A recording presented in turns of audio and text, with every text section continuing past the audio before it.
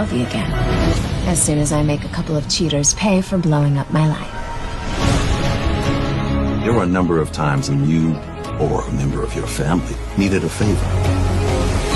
This is a situation where you owe me one. Have a nice rest of your day. It sounds like someone deliberately tried to hurt you. Sounds like attempted murder. Can't imagine how terrified you must have been. I found out who did this. I love you, Derek. For one night, let me remind you who you still are.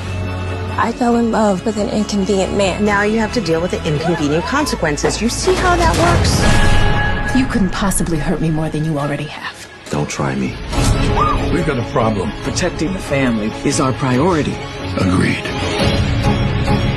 The digital clock on the monitor flickered to 5 p.m., casting a long, amber glow across the polished surface of the Forrester CEO desk. It was a light that had illuminated the faces of giants, Eric, Ridge, Brooke, and now it settled on the determined, yet weary, features of Thomas Forrester. In Los Angeles, the end of the business day rarely signaled rest. It was merely the transition to a different kind of battlefield. And on this 4th of November, the echoes of the day's campaigns, confrontations, and power shifts reverberated through the city's most powerful families, proving that the most consequential dramas are never confined to the boardroom. The Princess and the CEO, Pamela's calculated campaign. The air in the Forrester Creations main showroom was thick with the scent of expensive perfume and ambition. Pamela, the dynamic and fiercely loyal head of public relations, was in her element.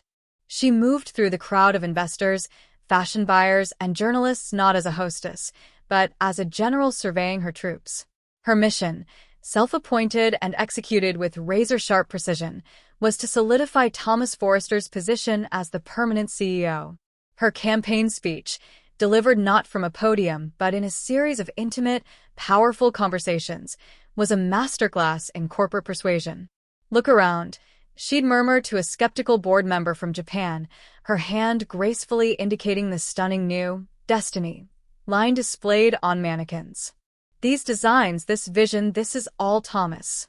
The stock price has stabilized.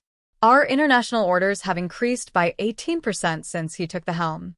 This isn't a caretaker government. This is a renaissance." To an influential fashion blogger, she was more personal. "My brother has found his center," she'd say, her voice softening with a convincing blend of sisterly pride and professional admiration. "The chaos you might remember is a thing of the past. He is grounded, focused, and he has a partner in hope who believes in him utterly. That stability translates directly to the brand's integrity. Forrester is no longer a soap opera. It is a legacy being secured." Pamela's strategy was multifaceted. She wasn't just selling Thomas the CEO, she was selling the idea of Thomas, the redeemed prodigy, the loyal son, the visionary leader. She deftly neutralized any mention of his past controversies by pivoting to his present triumphs and future potential. Every hand she shook, every confident smile she flashed, was a brick laid in the foundation of her brother's empire. The culmination of her efforts was a private meeting with the head of a massive European retail consortium. The man, a stoic German financier named Klaus Richter, had been a staunch supporter of Ridge's more conservative approach. "Your father's name carries a certain weight," Richter stated, his tone impersonal. "A known quantity." Pamela didn't flinch. She opened a tablet and presented a series of graphs. "My father is a legend, Herr Richter. But legends belong in museums. Thomas is building the future. Look at the data for the 18 to 35 demographic. Engagement is up 70%. Our social media footprint has tripled. He speaks their language. He understands that a brand must evolve or it will become a relic." She leaned forward, her eyes locking with his. "Betting on Thomas isn't a risk. It's an investment in the next 50 years of Forrester Creations." She left the meeting with a non-committal handshake, but the thoughtful look in Richter's eyes was a victory in itself. As she reported to Thomas later in his office, the scent of her victory was as tangible as the champagne she poured into 2 crystal flutes. "They're listening, Thomas," she said, clinking her glass against his. "They see what I see. The throne isn't yours by birthright anymore. You're earning it right in front of them. Thomas smiled, a genuine, grateful expression that reached his eyes. I don't know what I'd do without you, Pam. You're my most valuable asset. No, brother, she corrected, her gaze drifting to the portrait of their grandfather on the wall. I'm your strategist.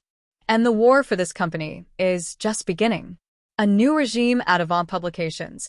The boss is back. Across town, the atmosphere at Avant Publications was starkly different.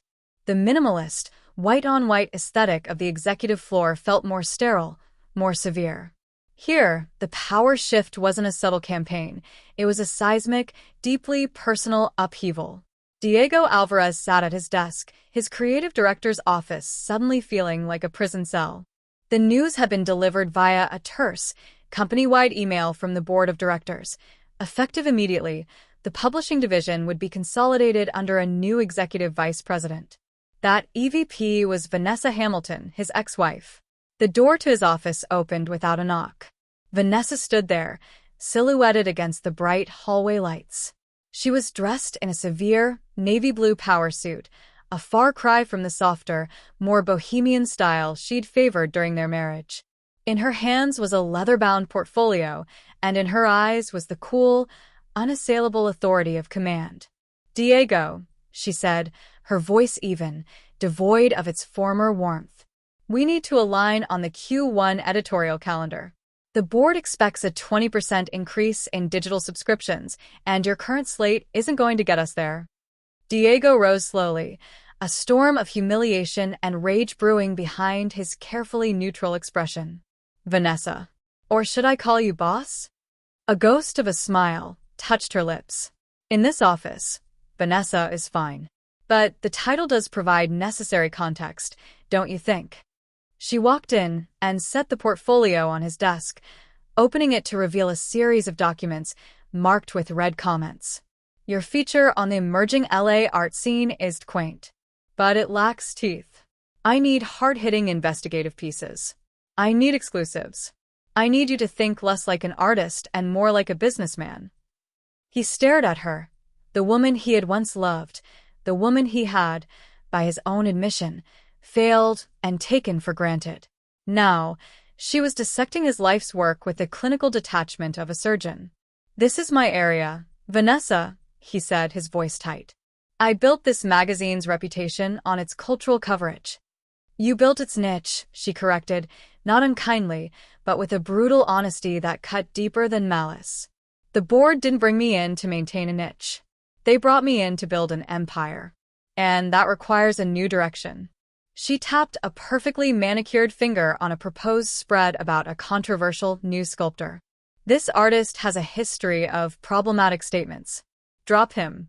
I've already secured an interview with Senator Blackwell's wife about her new philanthropic initiative. That's the kind of content that moves the needle. Diego felt the walls of his professional identity closing in. She wasn't just changing his workflow, she was dismantling his creative vision, brick by brick. Every decision was a reminder of the new hierarchy, a hierarchy that placed the woman he had wronged in absolute control of his professional destiny. Is this about the magazine, Vanessa? He finally asked, the question escaping before he could stop it. Or, is this about us? About everything that happened? Vanessa's gaze remained steady. She didn't flinch, didn't blush, didn't show a single crack in her armor. In this room, Diego, there is no us. There is the success of Avant Publications. My personal history with a subordinate is irrelevant to our objectives. I suggest you